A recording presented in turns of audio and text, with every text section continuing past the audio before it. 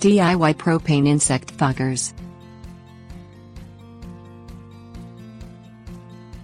There are different types of foggers used to control pesky insects, including thermal foggers and ultra-low-volume foggers. While ULV foggers, also known as cold foggers, generate fog droplets using a high volume of air at low pressure, thermal foggers use high temperatures to produce insecticide fog. A propane insect fogger is a type of thermal fogger that is usually lightweight, portable and used outdoors to control flying insects. Place your propane insect fogger on non-flammable level ground and fill the fogger up to 3/4 full with insecticide fluid. Use insecticide that is meant for thermal fogging.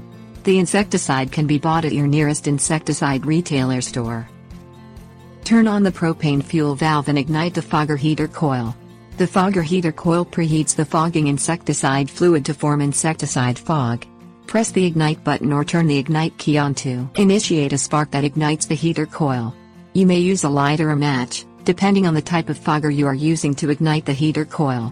Place the flame in the ignite hole and slowly turn on the propane fuel valve until the heater coil ignites.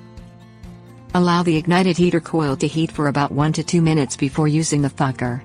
You know your fogger is ready when the fogger begins to smoke. Fog the insects where they live and work, such as around bushes and shrubs in your backyard. Release the fogger trigger lock and pump the trigger handle to produce a steady stream of fog. The fogger trigger lock is usually on the top front of the fogger handle and it turns the fogger on or off, helping prevent accidental dispensing of insecticide.